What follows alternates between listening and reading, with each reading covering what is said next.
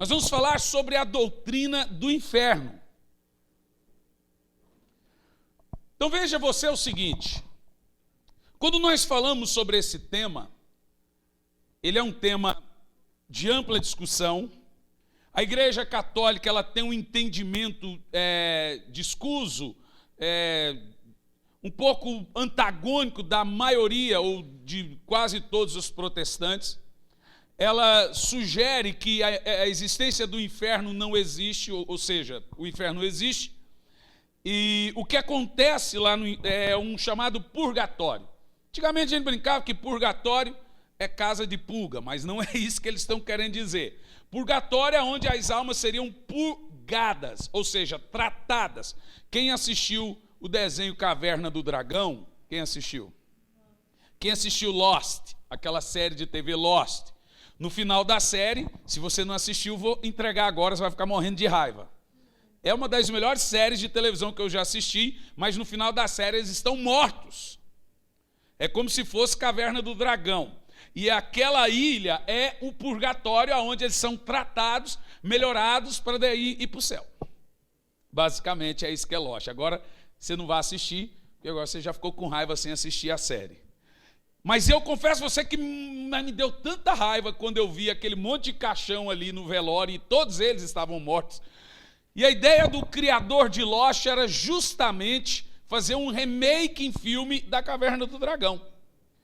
E a ideia da Igreja Católica é isso, que a pessoa quando morre, ela não vai para o céu e ela não existe inferno. O que existe é um lugar onde as almas são tratadas para que daí então elas possam ir para o céu. Ou seja, na ideia universalista, o termo universalismo é que fala de uma expiação universal, uma salvação universal, onde todas as pessoas na terra vão para o céu.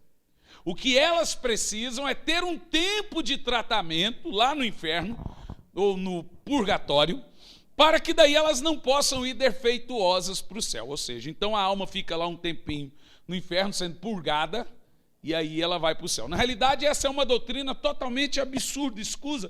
Ela não existe na Bíblia. A Bíblia fala da existência do céu. Você sabe que existe basicamente 3 céus.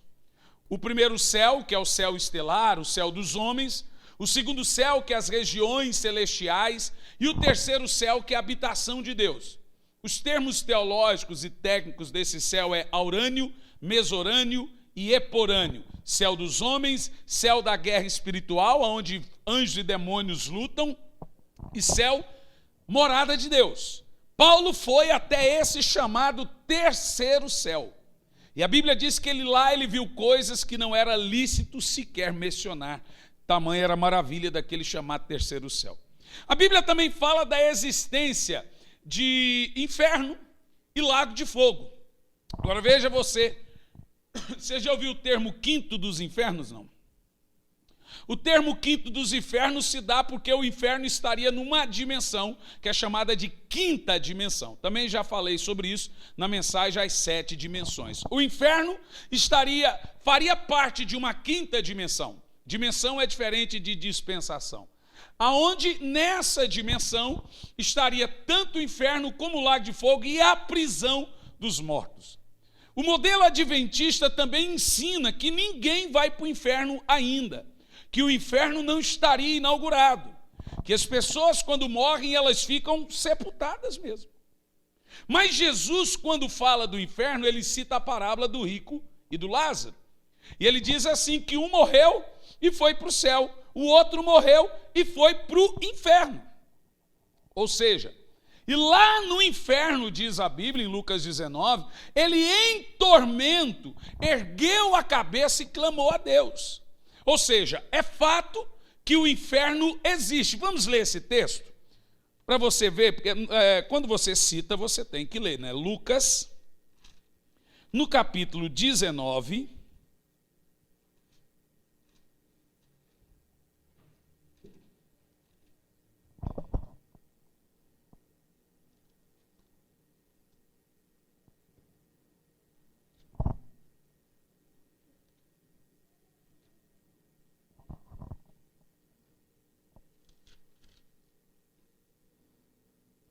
é 16, 19. O texto diz assim, 16, 19 de Lucas. Havia um certo homem rico que vestia de púrpura e de linho finíssimo e que despendia todos os seus dias de sua vida de forma arregalada. Havia também um outro homem chamado Lázaro que, coberto de chagas, vivia de esmolar e fora abandonado no portão do homem rico. Agora veja, a Bíblia fala que é uma parábola? Sim, a Bíblia fala que é uma parábola, mas preste atenção no termo que Jesus cita, havia. Ora, quem está contando a parábola é o Criador do céu. Se ele menciona havia, é porque essa aqui é uma história existente, é uma história real, é um fato que aconteceu no reino espiritual que só Deus podia contar. Essa história se passa no inferno e se passa no céu. E aí diz assim, havia também outro homem chamado Lázaro que coberto de... Pronto, no verso 20. Verso 21. Lázaro ansiava por alimentar-se ao menos das migalhas que porventura viesse a cair da mesa do rico, até os cães lamberem as feridas. E assim chegou o dia em que o mendigo morreu e os anjos o levaram para junto de Abraão. Prestou atenção no texto? Aqui nós temos um primeiro homem que morre e vai para o céu. O seio de Abraão é chamado por Jesus de paraíso, nesse mesmo texto. É aquele mesmo texto que quando o ladrão da cruz disse, Senhor, deixe-me entrar hoje no seu reino, Jesus disse, hoje mesmo estarás comigo no paraíso. E aonde é esse paraíso? No verso 21, verso 22. Assim chegou o dia em que o mendigo morreu e o levaram para junto de Abraão. Onde é que Abraão está hoje, então? Sepultado na terra? Então, o rico também morreu e foi sepultado. Agora preste atenção no próximo texto. Aonde?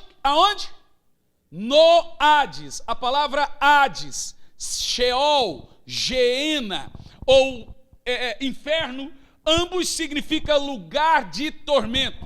Há uns aí que diz que o inferno foi uma doutrina criada pela Igreja Católica para amedrontar as pessoas. Veja, a Igreja Católica não inventou a doutrina do inferno, porque a Igreja Católica não crê que as pessoas vão para o inferno. Elas creem que as pessoas ficam no purgatório. Quando eu falo Igreja Católica, é porque é a maior igreja dita cristã. Mas nós temos os adventistas que creem pior, eles creem que ninguém sequer vai nem para o céu, nem para o purgatório. Eles querem que o cara fica dormindo ali num sono até chegar o dia do juízo. Fica no chamado sono da alma. Mas será que existe esse tal de sono da alma? Se você morrer hoje, agora, como que acontece no seu corpo?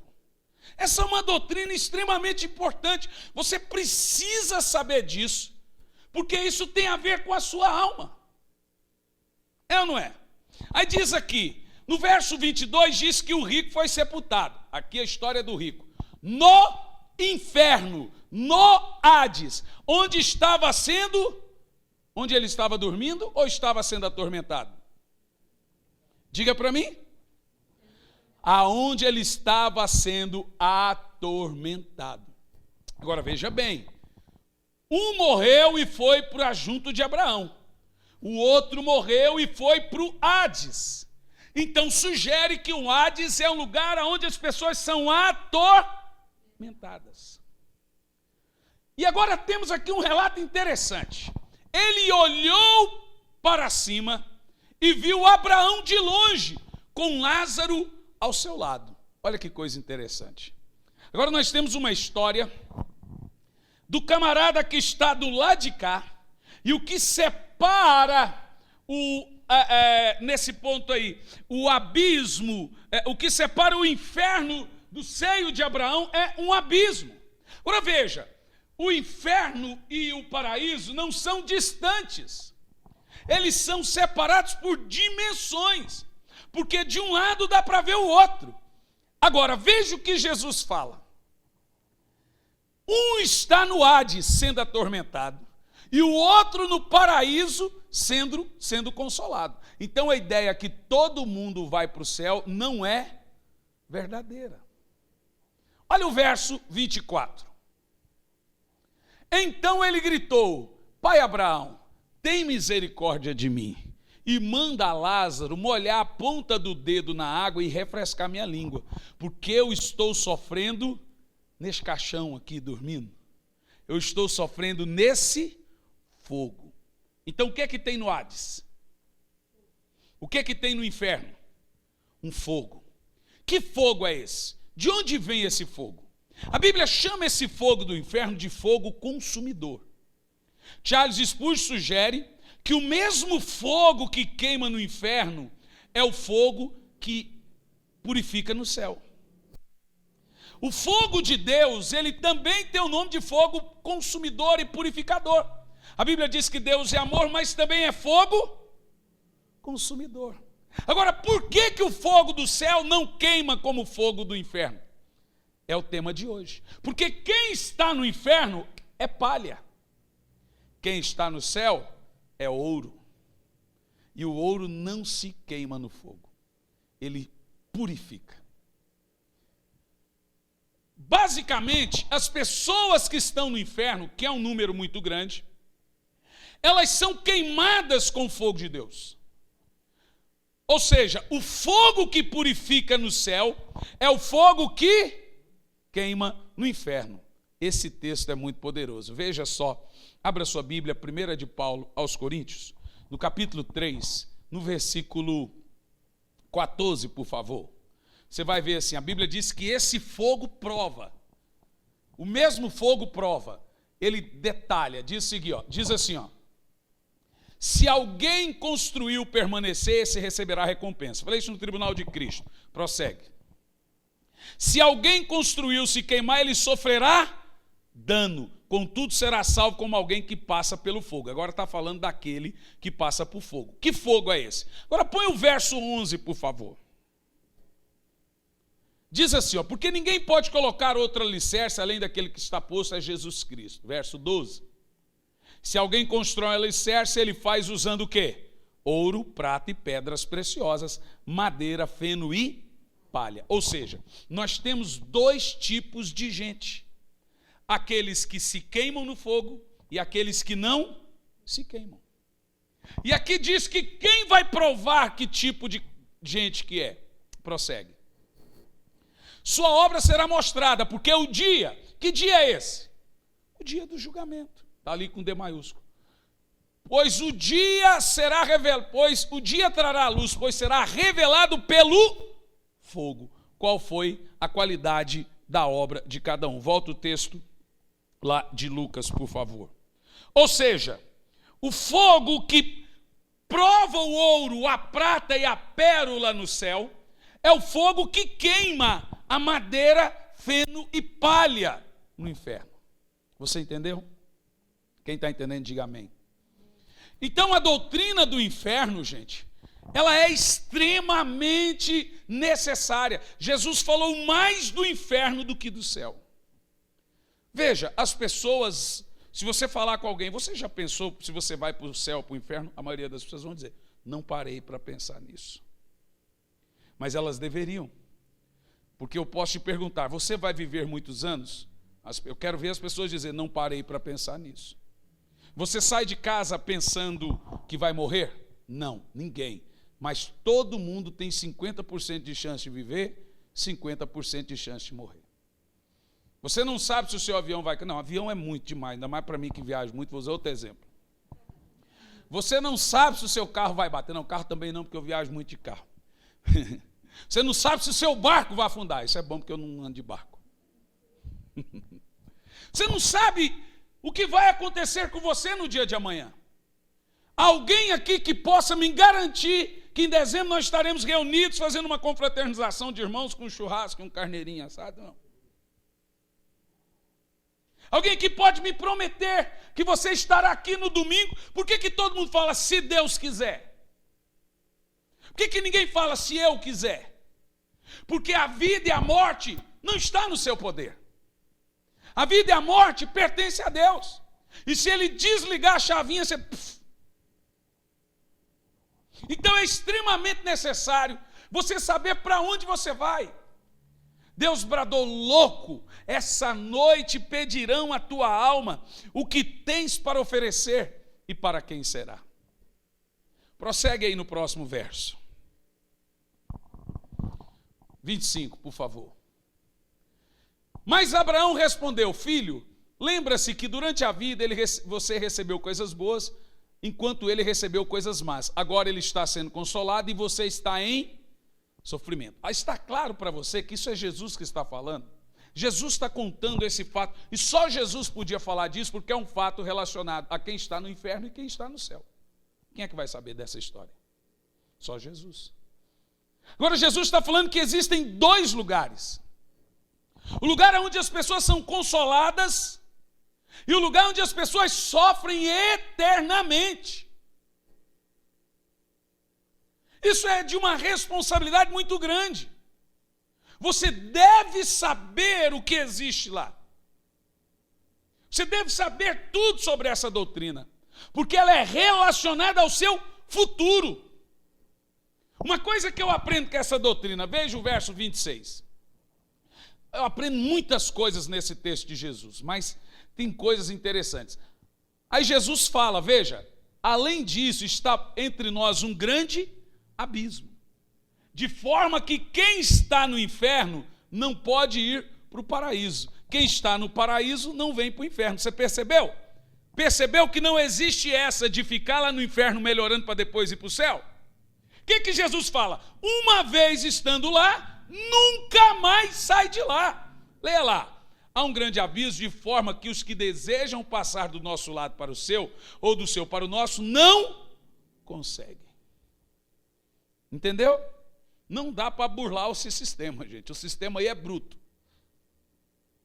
Então a ideia de melhora, ou a ideia de universalismo, é uma ideia absurda. Irmão, não crer na existência do inferno é um passo para não crer em Deus. É quase a mesma coisa. Percebe? Primeira coisa que o diabo faz com você: eu não existo. Porque se o diabo não existe, para dizer que Deus não existe, é facinho. Se o inferno não existe, para dizer que o céu não existe, é facinho. Então, as pessoas falam, o inferno é aqui. Quando elas falam isso, elas estão querendo dizer que não existe algo depois da morte. Mas, de fato, existe uma vida após a morte. Na realidade, a vida real é a vida após a morte, porque é uma vida eterna, sem contagem. A questão é, que tipo de vida existe após a morte? Que vida é essa que existe após a morte? Preste atenção no próximo texto, verso 27. Agora o homem está no inferno. Onde é que esse homem falando com Deus está? No inferno. Aonde é que Deus está? No céu. E aonde é que ele está? No inferno. E ele fala assim, então eu te suplico, Pai, manda Lázaro ir na casa do meu pai. No verso 28. Pois eu tenho 5 irmãos, deixe que ele os avise, a fim de que eles não venham também para esse lugar de tormento. O que ele está querendo dizer? Eles foram lá, fizeram oração, e estão lá falando, ainda bem que está descansando. Todo mundo fala isso. Mas na realidade eu estou aqui sendo atormentado.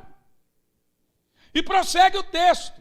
Verso 29, Abraão ali é a tipologia da pessoa de Deus. Isso é uma matéria da teologia, se chama tipo. Abraão tipifica Deus, Isaac tipifica Cristo, Rebeca a noiva, Eliezer tipifica o Espírito Santo. Jesus está falando de Abraão como mencionando essa conversa entre Deus e um indivíduo. E ele diz assim, eles têm Moisés e os profetas, que ouçam-nos. O que Abraão está dizendo é o seguinte, tem os pregadores lá na terra, tem que ouvir a eles, não é um morto. E ele prossegue no verso 30. Não, disse o homem no inferno, se ele, mas alguém dentre os mortos se levantar e pregar, eles se arrependem. Olha o que Deus fala para esse homem no verso 31. Se não ouvem Moisés e os profetas, ou seja, os pregadores, tampouco deixarão se convencer, ainda que alguém ressuscite dentre os mortos. Creram em Jesus que ressuscitou dentre os mortos? É isso que Jesus está falando. Agora, o que eu aprendo com isso? Primeiro, o homem, quando morre, ele não perde a consciência. Veja, nós somos uma tricotomia. Nós somos corpo, alma e espírito. Diga isso, eu sou corpo, alma e espírito. Ou seja, o corpo é apenas um reagente. A alma é a consciência e o espírito é o fôlego de vida. Percebe o que eu estou dizendo? A Bíblia diz que Deus te fez com fôlego de vida. A Bíblia diz que Deus fez você com fôlego de vida. Isso está registrado em Gênesis, onde a Bíblia diz que soprou nas suas narinas o fôlego de vida. Pegou o homem do pó da terra, soprou nas suas narinas o fôlego de vida e o homem se tornou alma vivente. Veja, o homem não passou a ter alma, ele passou a ser alma. Você não tem, você é uma alma. E o que faz de você uma pessoa racional é alma. Toda vez que você lê na Bíblia o termo alma ou coração, está ligado à sua consciência e emoções. Quando a Bíblia diz sobre tudo que deve guardar, guarda o coração, está dizendo guarde suas emoções, guarde sua lembrança, sua mente. Veja, esse homem morreu. E agora ele está no inferno, a primeira coisa que ele sente é calor. Manda Lázaro molhar a água na ponta do dedo e refrescar a língua. Espera aí, calor não é uma sensação física? Mas veja que ele está no inferno sentindo um calor absurdo. Horas, o corpo dele está na terra, a alma no inferno, mas ele continua a ter as sensações. E mais do que isso, uma outra sensação que ele tem lá no inferno, lembranças. Olha o que ele diz, eu tenho 5 irmãos. Ele se esqueceu da família? E mais do que isso, ele tem uma outra sensação no inferno, preocupação. Eu tenho 5 irmãos, estou preocupado para eles não virem para cá. Ou seja, queridos, está mais animado que aqui. O pau está quebrando lá. E se tivesse 35 crianças, então... Ou seja, perceba você que o homem não está dormindo no inferno. Ele está consciente e sendo atormentado. E não é só atormentado por demônios, ele é atormentado por si só. Uma delas é suas lembranças. Eu costumo dizer que o inferno é uma macrodepressão. Lá tudo é superdimensionado. Se o cara é viciado em álcool, o vício dele superdimensiona. Lá não muda nada, só piora. Imagina pessoas com fobias e vícios e tudo lá no inferno, sem alimentar isso. Eras e eras, anos após anos. É disso que se trata aqueles que estão lá. O que está lá no paraíso está sendo consolado. O que está no inferno está plenamente consciente. Ou é o que nós estamos lendo aqui ou não é? Ele está preocupado com a casa dele, ele está sentindo calor, sentindo sede. Ele sabe que ele tem irmãos. Ele sabe, se preocupa agora com a salvação desses irmãos. E nada muda o fato de que ele não vai sair dali. Deixa claro que também mortos não voltam para pregar, ok? Deixa claro que quem prega são vivos. Não existe pregação do lado de lá para o lado de cá. Não existe alerta espiritual do lado de lá para o lado de cá. Quem prega são vivos para vivos. Veja esse texto aqui. Como que Deus vai gerar essa situação? Mateus 3, no versículo 12. A peneira do Senhor a vivos e mortos, a peneira do Senhor para 2 classes de gente na terra. Em Mateus 3, no versículo 12, diz assim: ele traz a pá em sua mão e limpará a sua eira, juntando o seu trigo no celeiro, mas queimará a palha com fogo que nunca se apaga. A palha aí é o joio, tá bom? Porque o joio, ele seca e vira o quê? Aquela palha. O trigo vira fruto. esse texto aqui nos sugere, irmãos, que existem duas classes de pessoas no mundo: o trigo e a palha. Eu já posso lhe perguntar, qual você é? Está óbvio para você que todos no universo fazem parte do campo de Deus. O que difere nesse campo é o que está em cima dele.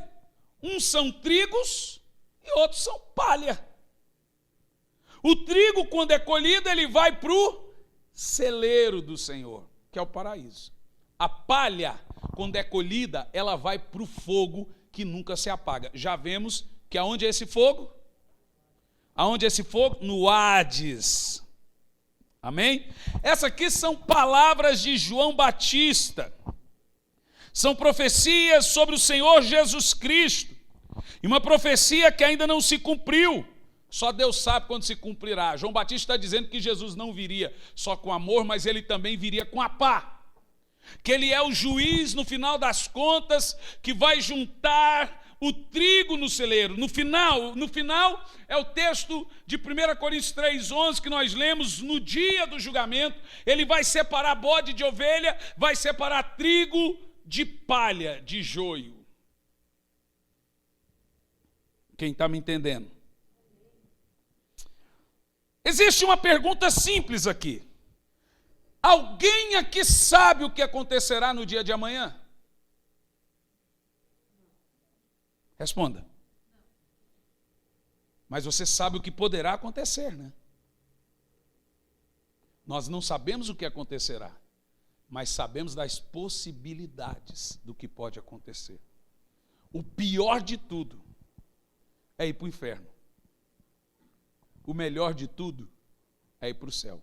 Porque independente que a dor do dia da manhã possa lhe causar, ou ela é temporária, ou ela é eterna. Por isso que o suicídio é uma coisa absurda. Porque as pessoas se matam para acabar com a dor, mal sabendo elas que a dor só está começando de começar. Percebe? Ou seja, o dia de amanhã, ele é cheio de surpresas. Para você que me ouve aqui, para você que me assiste, as pessoas estão brincando com a sua vida como uma roleta russa. Nós não sabemos o que virá amanhã, mas sabemos das possibilidades disso. Vamos supor que você tem o pior dia da sua vida e que nesse dia, no dia de amanhã, tudo dê errado, que alguém sofra acidentes terríveis. Se ele é um cristão, o sofrimento dele é num lapso, é temporário. Ele vai para o celeiro. Se ele não é um cristão, ele não imagina o que está prestes a acontecer. Ou seja, escute por alguns minutos com calma. Vamos entender um pouco sobre essa questão da peneira de Deus com esses dois tipos de pessoas que existem no mundo.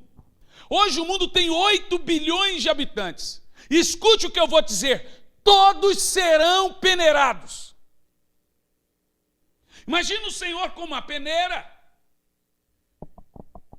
O trigo fica em cima e a palha cai. E aquela palha vai juntando um montinho embaixo. E o trigo para o celeiro. E a palha depois vai para o fogo. É assim que você tem que imaginar o Senhor. Que nós seremos colhidos. A Bíblia já disse várias vezes que nós somos essas plantas. Ele fala que a seara é grande. Existe um grande campo e esse campo é do Senhor. E as pessoas e o que está plantado nesse campo são gentes. É isso que está dizendo. Todos estão nesse campo de Deus. Mas chegará um dia que ele vai começar a colheita. E lá vem ele, com o seu machado posto à raiz das árvores. Lá vem ele com a sua foice, limpando a sua plantação. E agora ele começa a jogar na peneira todos os habitantes da terra e a peneirar.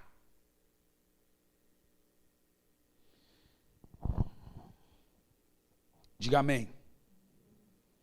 Quais são os que se constituem trigo? Primeiro, o que faz de você trigo? Vocês querem mesmo ouvir isso?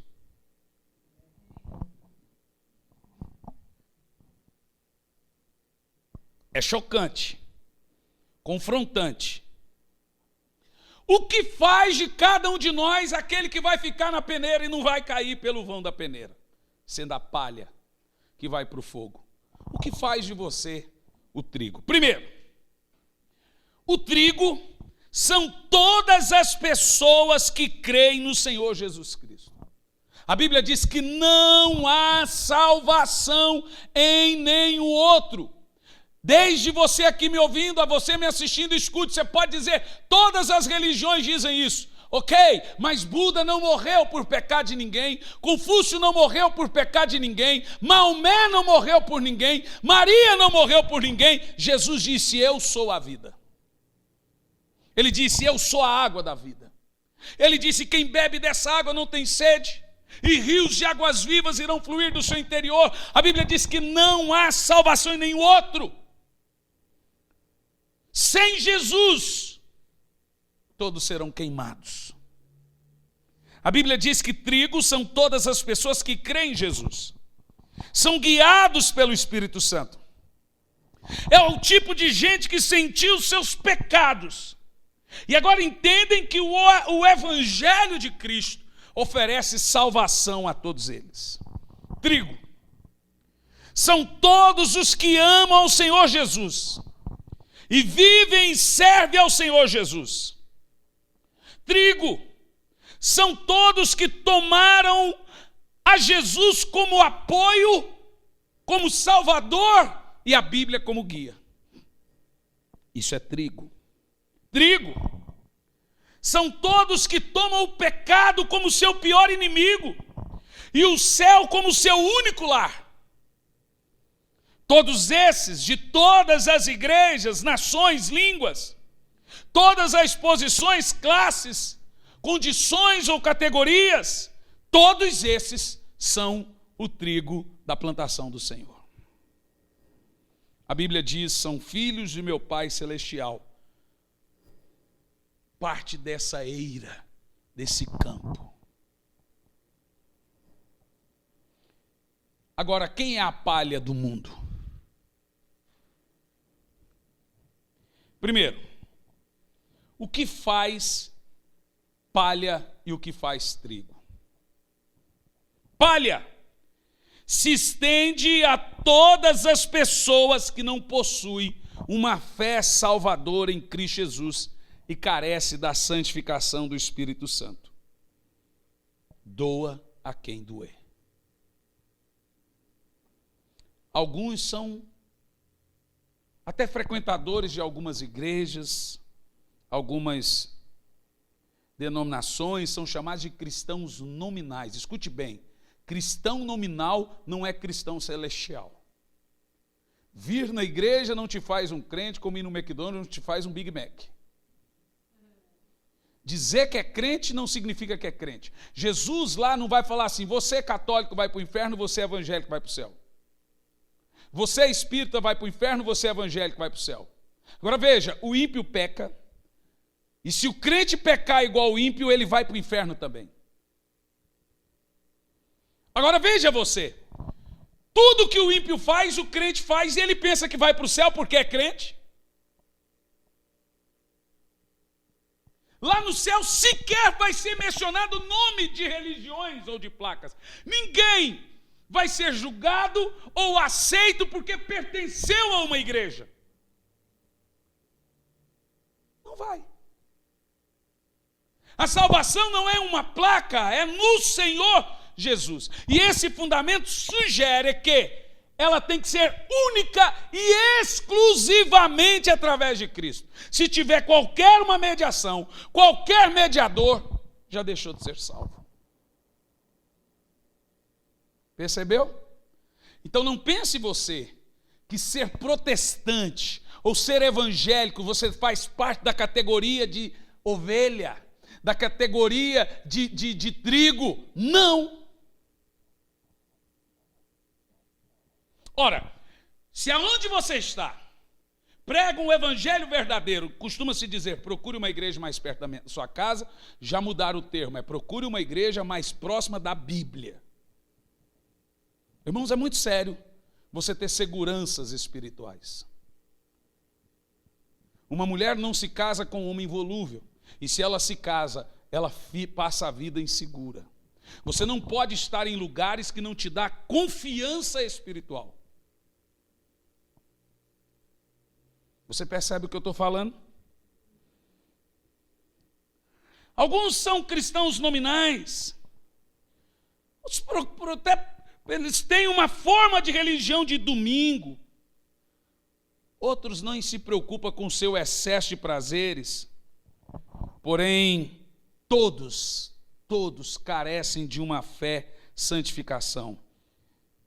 Uma fé verdadeira, uma fé tremenda. Segundo, palha é o tipo de gente que não glorifica a Deus. Palha é o tipo de gente que descuida da grande salvação que milhões de anjos admiram. É o tipo de gente que não preocupa aonde ele vai passar a eternidade. Quem fala assim, não parei para pensar, deveria parar.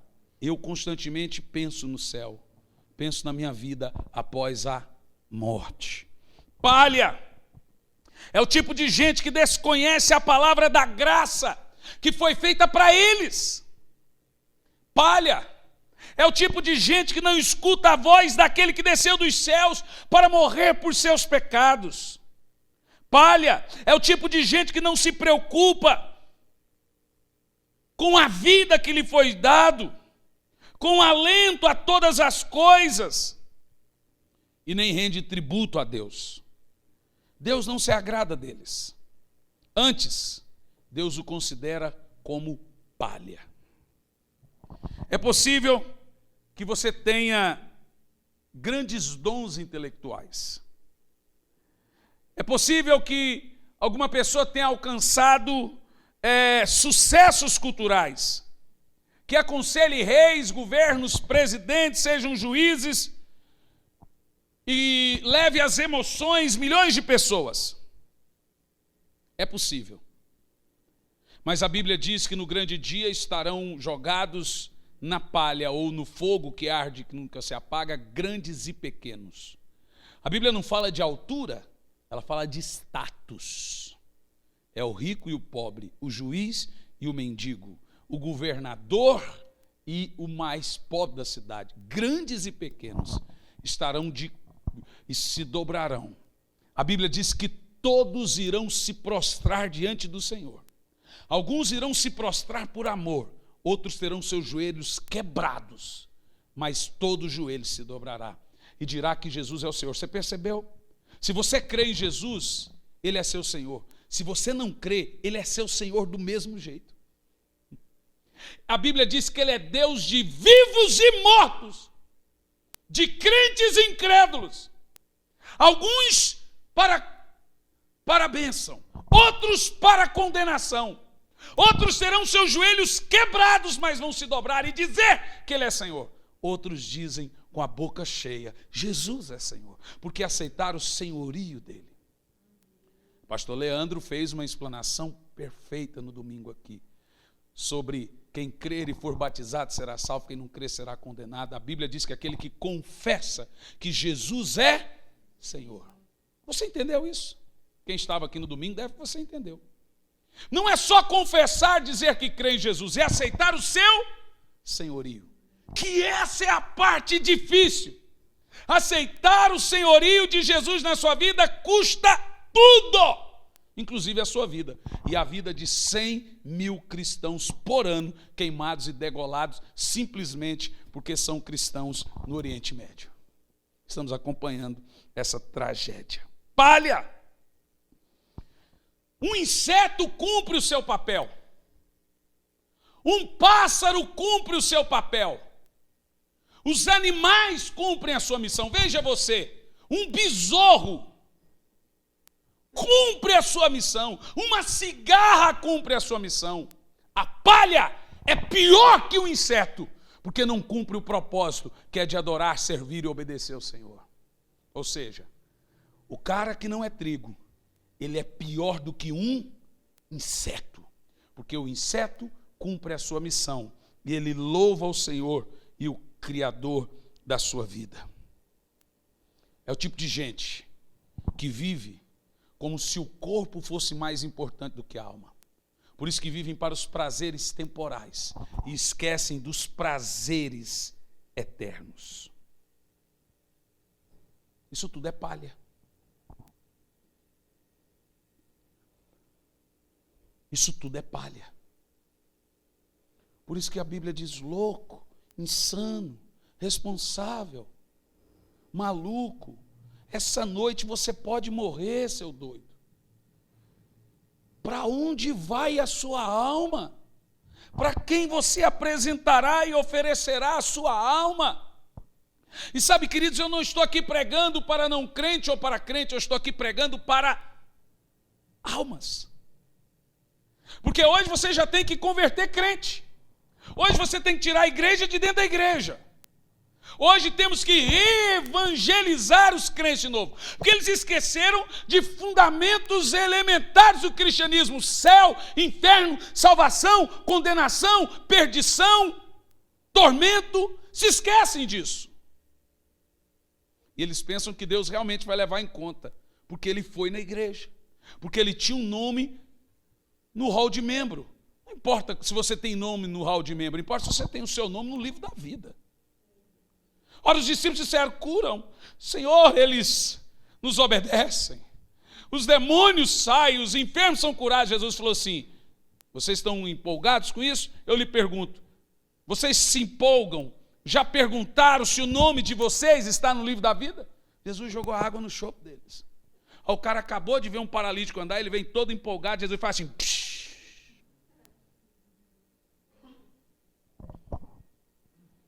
Quando o Senhor vier pela segunda vez, ele recolherá seus santos. A Bíblia diz que ele enviará seus anjos nos 4 cantos da terra para recolher os salvos. Diz a Bíblia que o mar dará os seus mortos, que a terra dará seus mortos. Quem morreu no rio, quem morreu no mar, esse ator que morreu no rio, aquele rio vai ter que dar conta de seus mortos.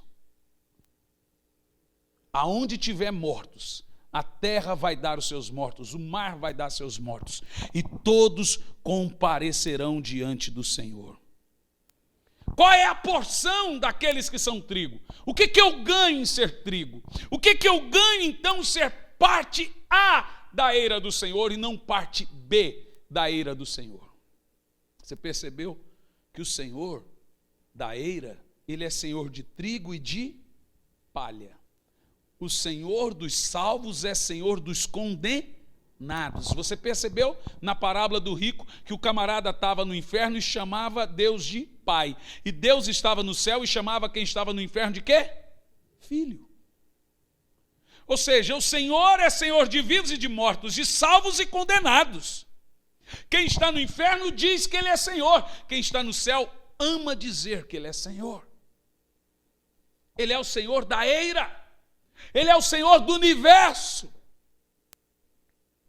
Temos aqui o que ganhamos em ser trigo. A Bíblia diz que eu serei colhido. Ele enviará os seus anjos e recolherá os seus santos. Aleluia. Esse dia poderia ser hoje. Anjos vão nos recolher. Diga amém. Veja bem, queridos, o caminho é estreito, mas existe uma grande recompensa por servirmos ao Senhor. Jesus diz em Mateus 24:14, quem perseverar até o fim será salvo. Você percebeu o termo até o fim? Não é 99%, é até o fim. Não é 99,9%, é até o fim. Não basta ser 90% crente, 99%, e aquele 1%. Não. A Bíblia sugere que o caminho é cheio de espinhos, de pedras, mas no final nós seremos recompensados. Pense nessas coisas, queridos. Comece a meditar na minha pergunta agora. Você é trigo ou você é palha?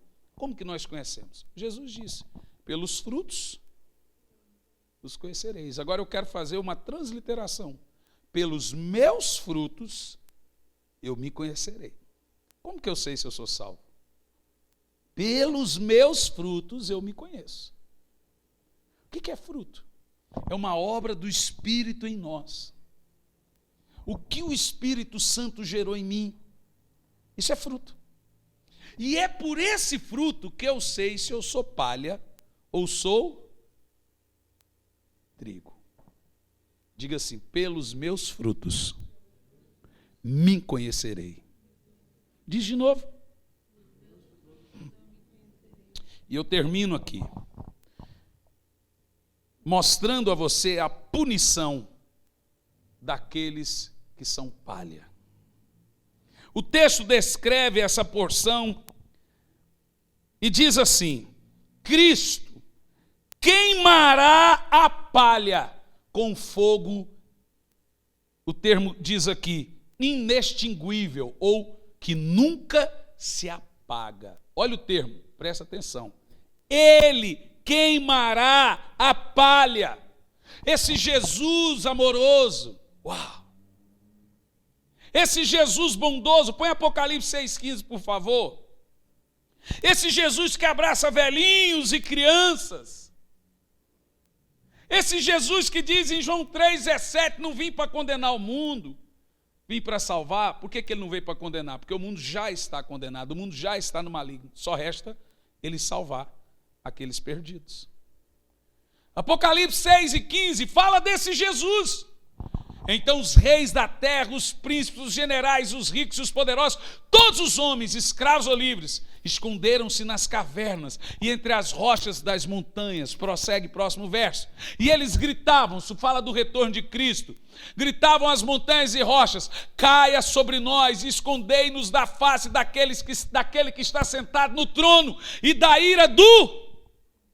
É fácil você ver um leão irado, um tigre irado, uma hiena irado, mas eu nunca vi um cordeiro irado. Isso sugere que o Jesus manso, que o Jesus amoroso, ele será um Jesus furioso. Ele será um Jesus guerreador. Ele será um Jesus que vai vir vingar. Vingar. Diga vingar. Põe Apocalipse 19, versículo 11. Ele vai vir para uma guerra. Ele não vai vir para amar ninguém. E vi o céu aberto e diante de mim um cavalo branco, cujo cavaleiro se chama Fiel e Verdadeiro. Leio voz alta isso. E ele julga e guerreia com justiça. Agora aqui você está tendo uma visão de um Jesus diferente da agora. O Jesus da agora é o Jesus do tempo da graça. A porta é estreita, mas ainda está aberta. Ainda Jesus é o Jesus bondoso, amoroso. O Jesus que diz: vinde a mim, todos vós que estáis cansados. Volta o texto base. Mas o Jesus que tem uma pá na mão, que vai queimar, é o Jesus que os reis se escondem. É o Jesus que os homens pedem que caiam sobre nós os montes. É o Jesus que vai vir para julgar e guerrear com justiça. Esse Jesus é o Jesus para quando a porta se fechar.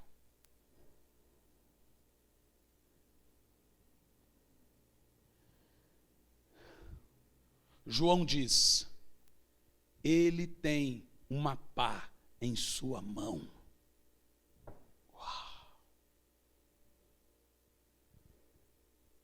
E ele vai peneirar, ele vai colher e vai peneirar. O trigo vai para o seu celeiro, a palha vai para o inferno. O trigo vai para o paraíso, a palha para o inferno. Onde João Batista diz: um lugar onde o fogo não se apaga.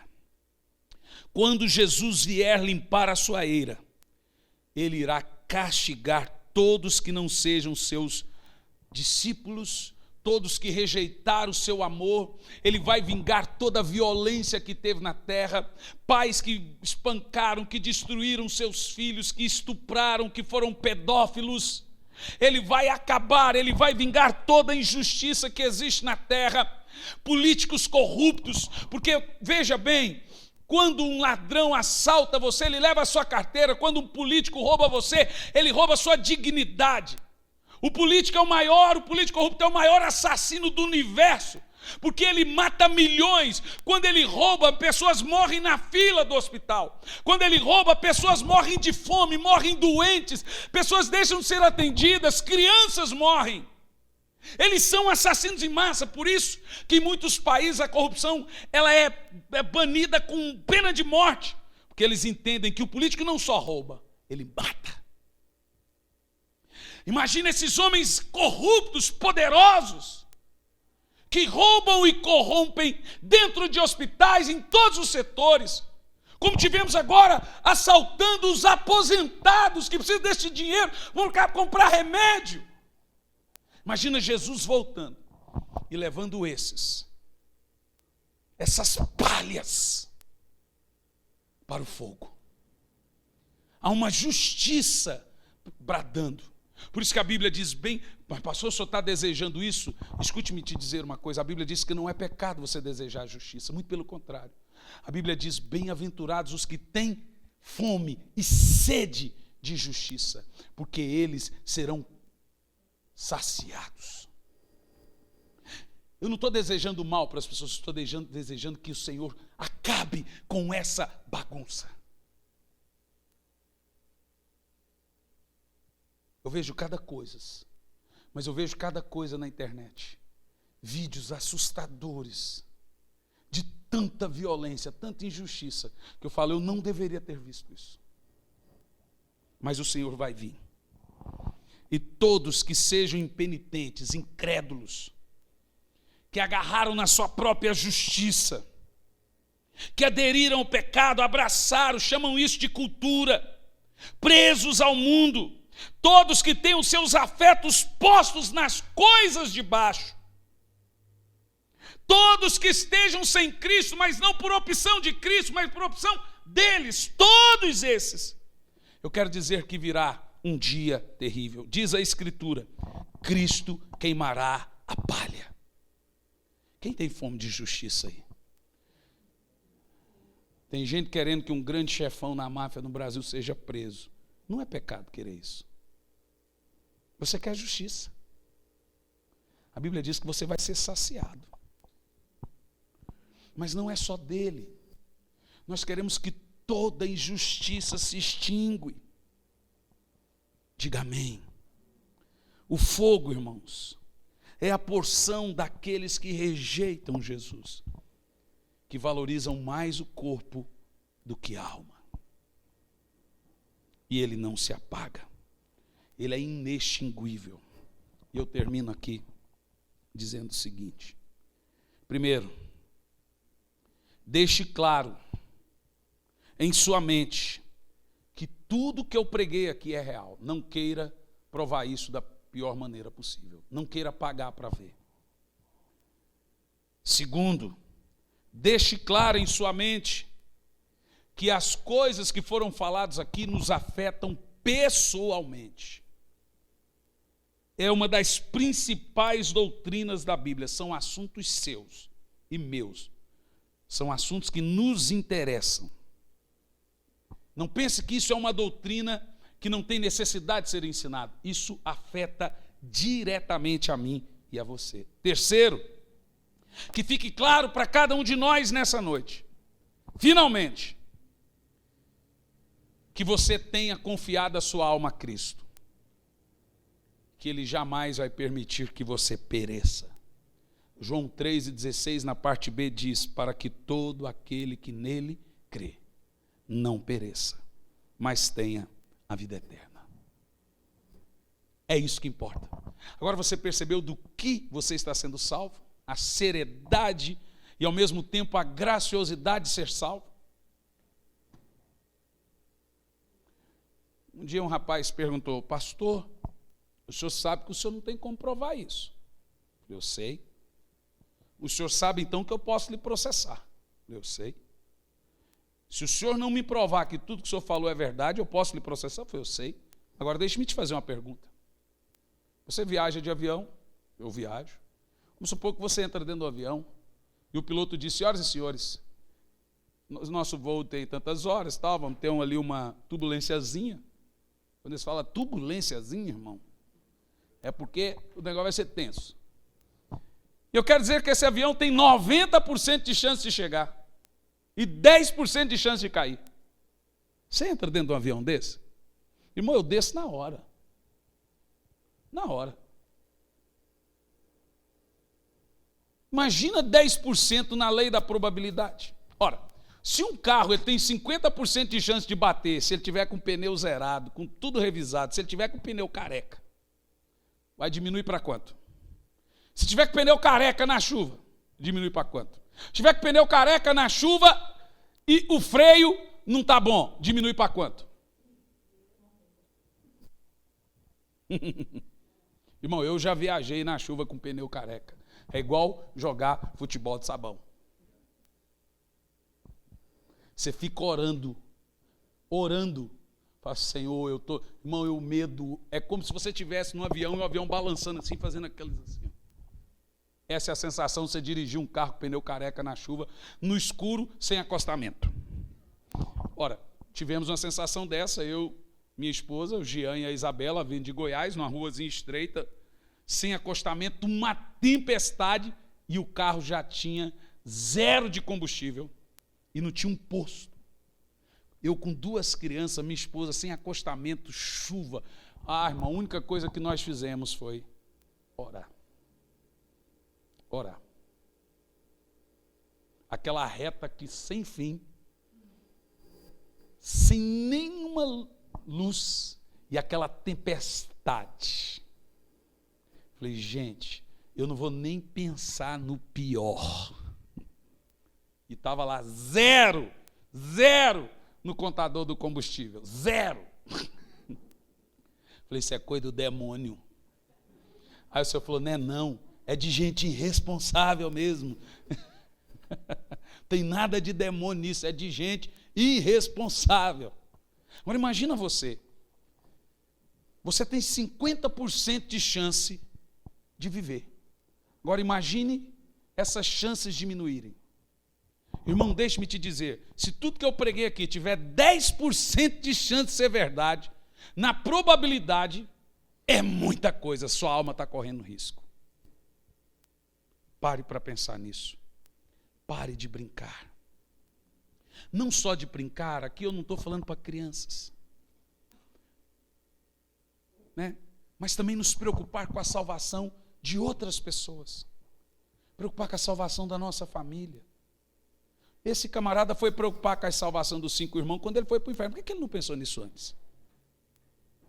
Quantas pessoas nós podemos testemunhar de Jesus? Eu não estou falando de falar de igreja, estou falando para você. Eu posso falar de Jesus para você? Não, mas eu sei quem é Jesus. Não, mas então vamos debater sobre ele. Isso é testemunhar da pessoa de Cristo. As pessoas estão se perdendo e nós estamos em silêncio. Eu me preocupo muito com isso. Vamos ficar em pé.